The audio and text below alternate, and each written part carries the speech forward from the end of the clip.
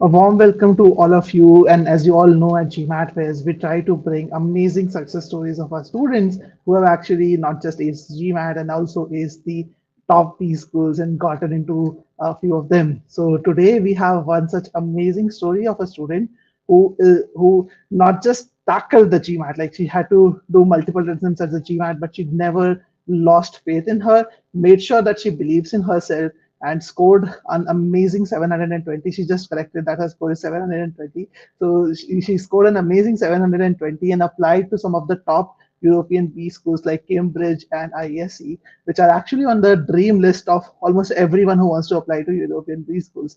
She not just applied to these B schools and converted them, but also got a decent scholarship from some of these schools. So I'm sure a lot of you would be excited to know more about her journey. So feel free to ask your questions, and I'm sure that many of you would watch this video later. So feel free to share your questions in the comments as well, or send it to us on support at the rate of gmatwest.com. We would be happy to answer them for you. So without any further ado, I would invite Nandika with us to the session. So hi Nandika, how did it feel when you finally got the like the acceptance from both Cambridge and IESE? How was that feeling overall?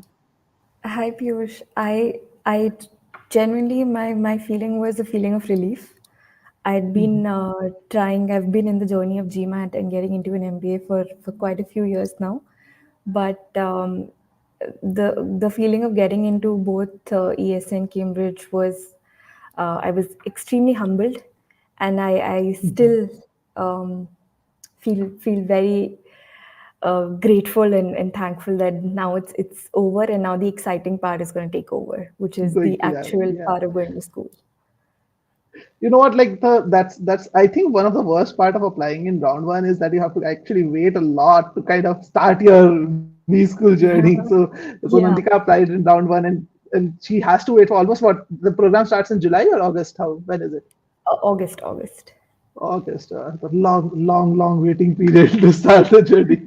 Yes. And I remember our discussion. So Nandika worked with GMAT West for both the GMAT as well as the applications. And I remember I was interacting with her almost about what 2 months back or so. I've Yeah. lost track of time since I had a newborn, so like so pardon me for that. But I remember you being a little worried. How is my interview going and all? Like, and you had a great mock interview. Like I told you the same thing, and really glad to see you converting both the colleges and like finally getting across the line. So really congratulations for that. I mean, it's a big thanks to GMAT with Saqib and yourself to helping me get through the interview and realizing what my strengths and my weaknesses are, and how could I navigate my profile through both of those. Um, and I'm just very excited. And actually, the one thing that I'd like to point out, that my entire journey from getting the GMAT score to applying for the B schools has been really fulfilling.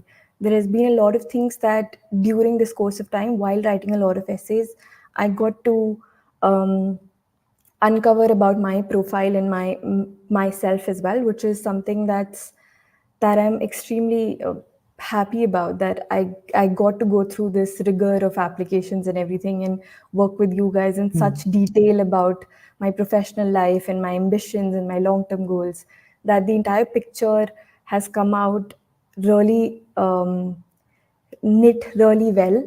And I was just very fulfilled with the way my application turned out in the end. So I was really happy with the input that I was putting in after every submission. Definitely. So it's always a two-man job. It's not what it's always like the student and the consultant, both of them have to work in sync together to get the Yes. right narratives. So again, let's start with a quick introduction and just a quick change of thoughts. I thought that we will do the GMAT journey part first and then we'll talk about the applications and all, but let's do it the other way around. Since you're focused more on applications, let's start with your application journey and let's in the end we'll take up some GMAT tips from you as well. So Sure. let's go that route. So let's start with your quick introduction to all of us who are new to you, people who don't know you, like just a quick intro, and then let's get Yes. started with the application journey. Sure. So I'd start a little bit with my professional background, which is actually the most interesting part of my application, which I can say that confidently now, which I wasn't able to before I was starting my application. So did my engineering as most of the people do in their undergrad. But after that, I did my postgrad from a fashion school in India. And that I did that because I was really passionate about the subject and the industry. And after that, I have been working for 5+ years in the same industry with a lot of global brands. And I worked for the better part of my professional life in Middle East. So that's a great exposure that I got in this particular field. But I was always very conscious when I was getting into these applications that I don't have a very traditional MBA profile. I've not worked in consulting or finance or any of those fields. I work in the field of in the creative field of fashion and retail. So how is that going to fit? But turned out that that's the most strong part of my application. So that's something that that I think about very differently now. No, and that's true. Like we always have to look at it from the perspective of an admission committee officer.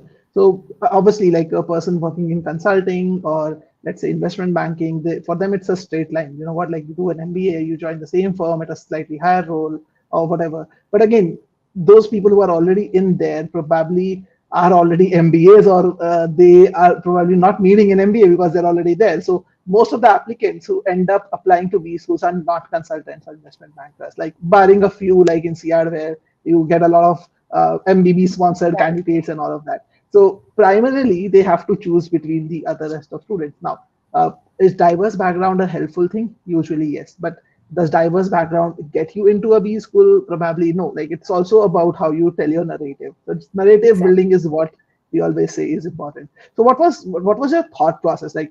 I see most people thinking about, okay, you know what, I am done with the GMAT.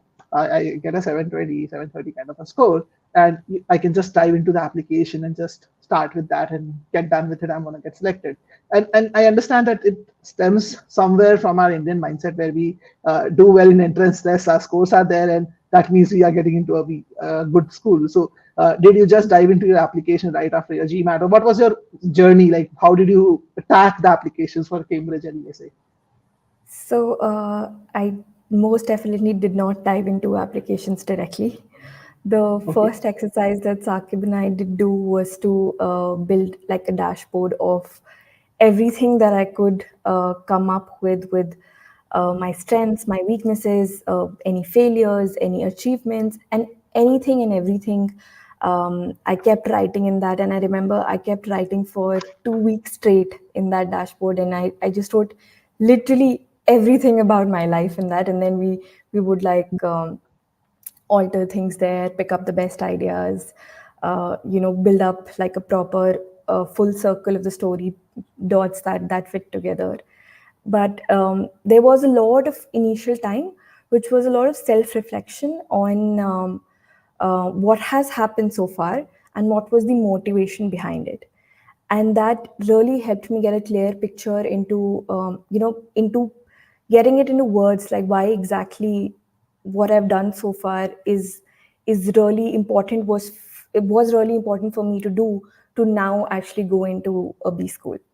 And that's how my application also turned out. So like I mentioned, I did go to a fashion school and been working in industry because I'm very passionate about it, and I would love to continue being the part of the industry even post MBA, but in a bit more strategic roles. So that's somewhere in that period of reflection on my life so far, on professional failures, personal failures, any and in any way that I've grown in past few years.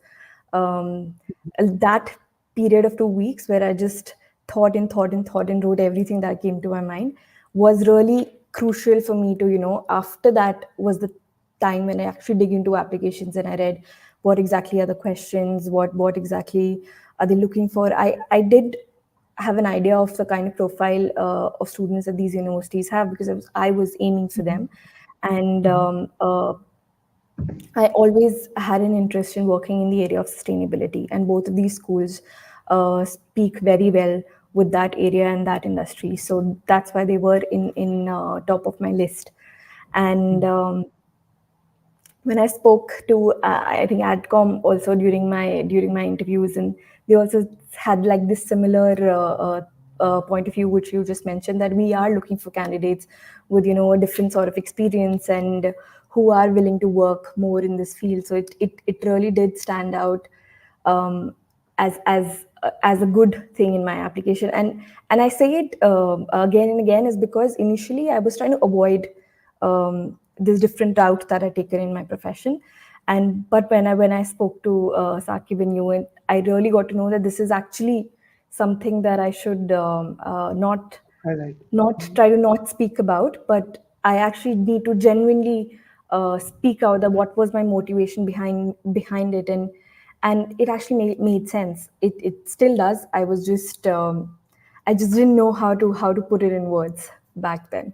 But now, like I said, I was at the end of it, I was really happy with how it turned out. So those 2 weeks of complete self reflection, putting everything in a dashboard in a star format of why I did it, Mhm. what results did I achieve from it, was something that really helped me, get into the essays. And then it was like easier to build those stories once I knew where I have to pick it from, once I had a database to pick it from.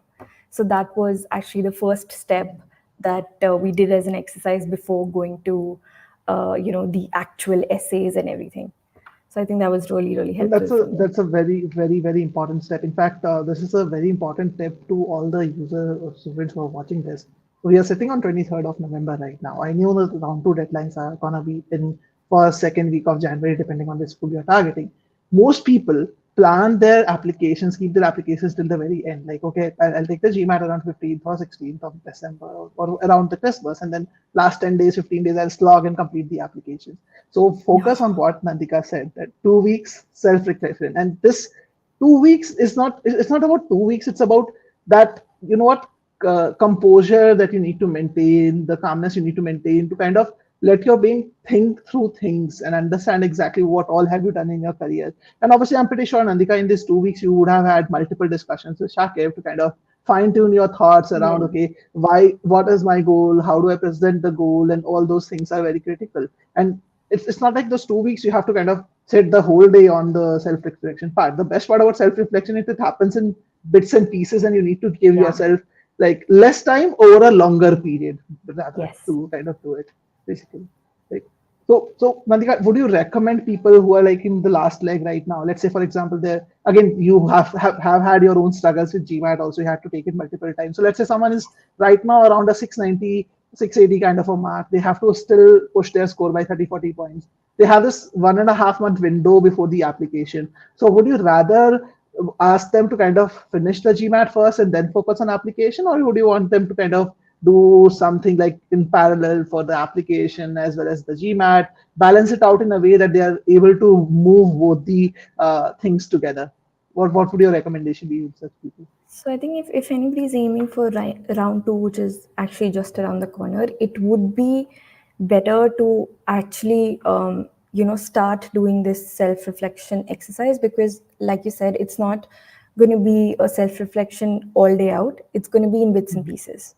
So it doesn't have to be, you don't have to like set apart time for this. It can just happen any time. You just have to think about yourself with a bit more seriousness, with a bit more uh, with a bit more in touch to the reality of what you've done so far and what you aim to do in life. So I think I know getting like those last 30 points is actually the most difficult part in GMAT, because that's when a That's lot of very true. people get stuck in the plateau score, because that's what happened with me as well. So but I would highly recommend start thinking about um, if not everything in detail, at least your true motivation behind doing an MBA, what your dream schools are, what is it that you can offer to the school, and also what is it that you want to get out of that school. These two questions are like really important, because The last one is actually very important. Most people don't yeah. even think about what you can get out of the school. They just want to get into the school. Exactly, exactly. Until the last moment, we don't really think what we want out of the school. But that's really important to think, because it's going to be an investment of a lifetime. It's going to be a financial, emotional, and there's going to be time involved. Your efforts are going to be involved. A lot of people leave their jobs, and then actually most of us. So it is something that you need to be very mentally prepared about. So it's a good time to start thinking about that. And once you know that, where do you want to land up after the MBA, which schools do you want to aim for, it once you're like very clear on those ideas, it just, I think, gets a little bit mentally relaxed for you to even focus better on your GMATs then later on, because you're very excited about the next step. So mentally somewhere you're like, okay, let me just get done with it, because that next step looks very interesting, so let me just start on with that. And that's how achievers, that's how true success, like successful people think. Because there are a lot of people who think, okay, you know what, I GMAT is not even done. What if I don't get a good score? Then I would be putting in the effort Yeah, for application and I not get any outcome out of it. I understand the logic behind that, but what you have to also understand is that you should not plan for failure. You should plan for success. You should always exactly. think positive. And as Nandika said, it's very important to get this positive motivation also from your applications, where okay, you know what, my application work is getting ready. It's just my GMAT score which I need to push. And that positive motivation actually does a lot of wonders. Okay, Yeah, again, yeah. if I keep talking, I'll do all the talking. So sorry for interrupting again and again. So let's focus on ESA and Cambridge. So any Yeah. specific tips to students who want to apply to these top European B schools? Again, like any specific things that they should keep in mind overall? Uh, like I said, it's very important to understand what the university also has to offer. After you've done your GMAT and your application, once you're finally deciding a school, or before you're even applying to these schools, you really need to understand what exactly do you want. Like I said, that I really wanted, to have a career in sustainability, and both of these schools are very strong with that idea. But both of these schools have very different things to offer. Like Cambridge, for example, offers a more community sort of network, because the university in itself is very huge. And ESA is a very true traditional B school. So you have to be very careful when you choose schools. You obviously have to prioritize one over the other at the end. So have that prioritization list also ready beforehand if you can. But it's very important to understand what your end goals are, and where these colleges can support you uh, to land in that particular role, or that particular job, or that particular country, or probably help you meet the kind of network that you want to build with this global MBA. Is that city suitable for you? So these are the kind of things that I think I mostly had when I was applying in for my MBA, and I'm just extremely grateful that I got in both of them. So I'm equally excited for You each. have the like that was going to be my next question actually. So you have the like you're in a position where you have a difficult choice, but yet a lucky choice to make, where whether you go for Yes, Cambridge and ESA. So what have you chosen, or are you still in a dilemma to choose one of the two? I still have a few days to make the final Decide. call. Yeah, Okay. yeah. But I'm a bit inclined towards ESA for a lot of reasons which align with my end-term goal. Um, but I still have a few more days to think. So I'm really going to utilize those days to, fully go through my pros and cons list one more time. So I That's think a good situation to it's be in, very important definitely. to. I know, but a lot of students are still sort of struggling with their GMAT. I would just like to, if it helps anybody, I never thought I would be in this situation, and it's. I feel very fortunate to be on the other side of the table at as we speak. I think it's all because you have to be really focused with what you want, where do you want to end up, and what are you looking to gain out of it. And once you get that realization very, very seriously, I think it's just a really, really fun journey after that. Definitely, definitely. The end goal is something which you should always keep in mind. I guess that's Yes, something which we lose sight of sometimes when we are thinking too much about the test and so exactly. specific overall. Totally. Yeah.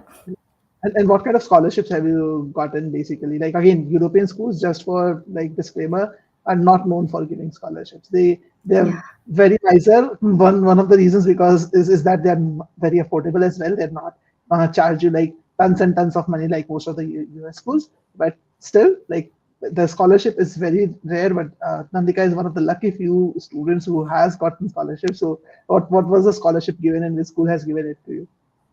So Cambridge, I got like about a 20% scholarship, and ESA is around a Okay, 25%. But okay, then again, okay. it's more or less the same amount because both the programs have a different duration of course. So it 1 year ended up, and like yeah. slightly longer, around 16 So months or yeah, so. Yeah. it's So yeah, yeah. yes, yes. But But good. extremely, Twenty I twenty mean, five percent scholarship is a big number, definitely. I really have to thank you guys in Sakib for that because even in my scholarship essays, I remember calling him and asking him how exactly should I put it through because I was like, I really need scholarships to be able to fund my education, and that's something that I spoke in my interviews as well. And with the way that he said that it's all directed to what you want to do after the MBA. Just write the same thing in your scholarship as well. If you want to do that, and how is that this extra set of money or this additional help of money is going to help you achieve that, then it just makes sense. And every step of my application was linked to what I wanted to get out of my MBA, which is why at the end of every application I felt really happy with how it came out, because it all just made sense. It was all towards that end goal of what I want to achieve out of that MBA. And I think it just came out really structured, just because we had that process of brainstorming That of where exactly introspection, we that want to be. reflection that you did Yeah. initially. No, that's a very very important thing to have. Like the main thing in your essays is the basically the consistency is with respect to what you want Yes. to do. Because a lot of people talk about too many things in their careers, too many different skills. Their essays are all over the place. That doesn't work. Adcoms want people with clear focus, clear attention.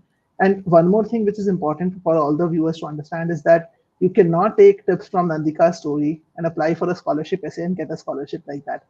Everyone has a unique case. So in Yes. Nandika's case was sustainability. She can focus on sustainability, ask for a scholarship based on that, because obviously getting into a sustainable business requires you to have that freedom of mind to Exactly. not think about monetary value right away. But then there would be cases you might not be getting into sustainability. Probably your profile is not right away aligned towards it. You might be looking for a consulting job, which is a very high paying job. Then in that case, how would you ask for a scholarship? So you need to look at different things in different ways always. Like I remember, I'm not sure if you have watched her interviews. I worked with a student Barkavi last year for INSEAD. Yeah, I She had did. a I seven. was very motivated with her interview. Yeah, so she came from a family business background and she was decent, having a decent family background. So there was a no need based scholarship requirement. She wanted to get into family business and consulting. Obviously, she cannot ask for scholarship from that perspective either. But even then, we were able to kind of get a scholarship of approximately 18,000 euros, which is very decent amount, close to 20% of INSEAD fees again, because of the focus that we had around self-made achievements that she had done throughout her career. So again, it's very important that you understand your case and understand how to tackle the scholarship essays and Exactly. pitch it to the B school. So that's very very critical. So don't just copy paste what Nandika did or Bhargavi did or someone else did. Try to understand your case, and that's why the self reflection journey is very critical.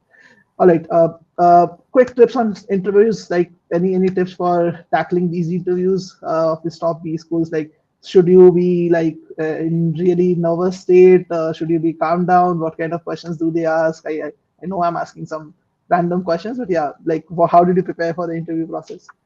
It's actually it was actually the most fun part of the application because these interviews are conversational. So the more genuine you are, the more you're able to connect with that person on the other side of the screen. So you don't need to be like very robotic or prepared or like not in sense of like you need to be prepared. You need to be aware of what you've written in your applications and be true to that. But it's more of a conversational interview. So you just really have to be yourself, be very clear of what you want to do. Don't be repetitive. And because that's something that I had to practice. And just be your own self, because at the end of the day they're also looking at interesting people who can join the campus and be a part of a larger cohort. So you have to be somebody who's interesting to talk to, who knows about themselves, about where they want to land up, and just being true to your application. Well, that's really important. Like a lot of us, like at least especially if you are from India, then we have this habit of getting grilled in the interviews. But that's not something which you will see from foreign schools, especially European and American schools. They'll Yeah, always believe in having a genuine conversation. So try to make that other person your friend. If you can have a great conversation with them, that's possibly the best interview that you can have. So yeah. just make sure that you are your genuine self. So very important. Okay, I thought I'll talk about the application for 15 minutes and 15 minutes on GMAT. So, but the kind of insights you shared around the application were really, really great. So, quick tips on GMAT. Like, I'm not going to go too deep into the GMAT journey, and I know you might remember most of it because still it was a long process for you, but it was long back. So, like tips about how you improved your score, like how many attempts you took, like what was the journey like, and how did our team, like it's anything specific that helped you to improve the score overall. Yeah. So I can quickly tell you how the journey was. I actually took 4 attempts. The first Mhm. one, I got a really low score, which was in early 2019 or late 2019, which was, and by that time, I wasn't planning to join in the MBA right away because I didn't have that Work much years of experience. experience as well. I just wanted it to get done with it, and then wait for a few years to join in the MBA, but I got a really low score. It was around 600. And then I gave Okay. another attempt in late 2020 and early 2021, which was a score of 650. But then I wasn't able to get above that. I wanted that jump of like 50 to 70 points. But I was really Mhm. stuck at 650, 670, and that's something that I was getting. But in the later part of my final exams prep, what I realized was I was constantly doing well in quant, but I really needed to improve my verbal score. So I had a V33 when I was getting like a score around 650, 670. But then I realized, where exactly am I getting slow? Do I need to? I was getting slow a bit around RCs, so I really trained Okay. myself that if I'm getting slow, I need to understand that I have to leave the question so that I'm able to finish the Mhm. entire set. I can't just get stuck at it. So I just gave myself like mental timers. Like if you think this is difficult, just give the question like 30 seconds extra, but not more than that. Just move on to the next Mhm. question. If you have like 12 sentence correction questions, and if that's your strong suit, then try and get all 12 correct. If because I knew that my RC is going to be a bit slower, so I really focused on the other two sections to be really really strong, and Mhm. be like a little average in RC, so that if I even have to skip it over, I can and play on the strengths of the other two sections. Um, Okay. but this was like some. I spent like literally last few weeks of my preparation only working on the areas where I was weak at. So I just Okay. had to build a strategy on, if I'm not able to get it correctly, I can't spend entire time on it. I just have to move on to the next question and try and get that one correct and really work on my strengths, the areas where I'm strong. So I was good with the sentence correction and critical reasoning. So that's something that I focused on more. And then I practiced RC also a lot because I knew if there are going to be four RC sets, That's at it. least I should be able to get two correct, if not most of them. So it was like be a little average in what I'm weak at, but be really, really good at what I'm strong at. So that compensates for it. And it actually paid off. I ended up getting a V41, which was That's impressive score. yeah, which was I was also very, very happy with that score. And that's how it was. But I think the most important part was just to sit down and realize, okay, where am I going wrong? This section, verbal section, this out of all the three, this section I'm going wrong. What's going wrong? My timing is a bit off. What can I do? It's very hard for me personally was to let go of, like, I was always like no, if I give it like a few more seconds I can do it. But that's not how GMAT works. If you can't just let it go. don't waste the time. Use it in the areas that you're actually going to do well. And this strategy actually worked for me. So I recommend, if anybody's struggling with any one section, just try and focus um, on improving on that section, especially your timing, because that's mostly where we all get stuck at. But being very, very confident on where your strengths are, and playing with those really well. So I think that And sort just of for the worked for me. audience, Nandita is a very modest person, honestly. Like she is actually playing down on an RC a lot. But when you score a verbal 41, let me tell you, you cannot score a verbal 41 without scoring at least 70 percentile on any of the areas. That's for 100% sure. So those of you who are watching this video, if you are planning to, you know what, I can just quit RC, I can quit working on RC. Remember, Nandika did not Don't ask you to quit. do that. Nandika said Yeah, improve on RCs, improve your timing, at least get to a level where you can get the medium questions correct. Not don't exactly. make that blunder of leaving that entire area. And with GMAT Focus Edition coming into picture, they have just taken out one section sentence correction. So now you don't have the luxury of even doing what Anika has Yeah, been able to do. yeah. So yeah, you So can do specific questions, like for example in critical reasoning, bold faces, what. So keep that learning in mind, that play on your strengths. That's the main thing. But also make sure that you work on your weaknesses. So yeah, uh, great insights, Nandika, from your side. If anyone of you wants to understand how Nandika worked with GMAT Wiz for the GMAT or the application journey, there is a link. You can just click on this and schedule a call on our calendar. We'll be happy to guide you around that. So we'll take some closing thoughts from Nandika about like the application process of GMAT. Any closing thoughts around the same, and we want to hear from you. I think, like I said initially, also, if anybody is in this journey, just trust the process. It's going to be fun. Have faith in yourself, and just be very, very clear and structured with what you want to do. What do you have to offer to the school? What does the school have to offer to you? And have like some sort of picture of where do you want to end up. um, and I'm sure people at GMAT Quiz are there to help you and guide you. And it's going to be a fun journey, as long as you're being true to what you've done so far and true to what you aim to do in future. So just be genuine, whether it's your prep for GMAT, whether it's your essay writing, whether you're writing any weaknesses about yourself, just be honest, just be true to yourself. Because it's okay. Everybody is in the same boat. And in your applications also, be true to what you've done so far, be true to what you want, where you want to end up. And it's going to be a really, really fun, thought-provoking and interesting journey. That's really great insight. So yeah, make sure that you understand yourself and do your best to be as genuine as possible. So thank you so much, Nadika, for being here today, taking out time at this hour and sharing your amazing tips with the students. And all the best for you. It's still a long way to go. Yeah. First decision is to make which school to join, and I'm pretty sure that you cannot go wrong between one of the two. If you take my personal uh, I also feel a little.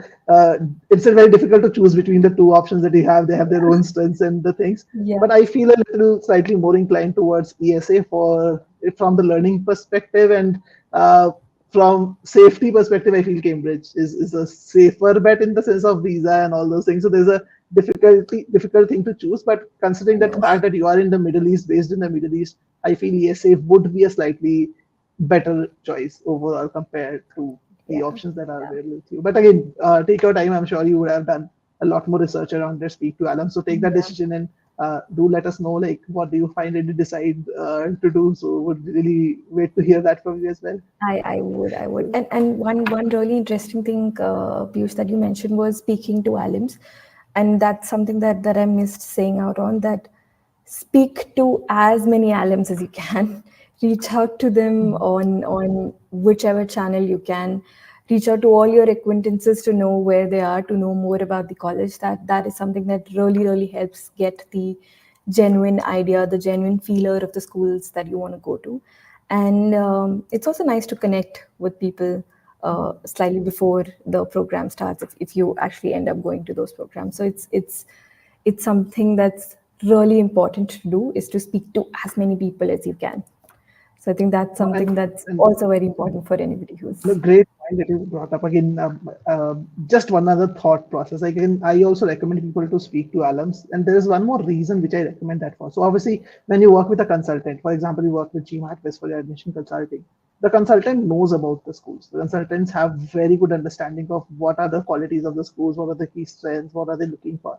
But if you just get to know that from a consultant, or you just read it from the internet or the college website, just like that, you sometimes are not able to relate to it. But when you do your own research, when you speak to real people, you ask real questions, and you have those real conversations, that actually helps you in understanding it better. You're able to relate to it better. So it's very critical to speak to people, like whether it is an alumni, probably the most important, students, definitely important, even adcoms. Like you can always have free discussions like with adcoms about go and speak to them, try to understand more about the school. They like it, actually. They understand that it's a marriage between you and the B school, obviously, so both are equally invested. So don't hesitate in speaking to adcoms either. So really, really great tip to end with, Nandika. And again, I'm sure we would have missed some of the amazing things because it has been a long journey. But still, thank you so much for covering a lot of it in a very short span and a concise way overall. So thank you so much. Thank you so much. Thank you so much for everything and also having me here today. Cool. Bye.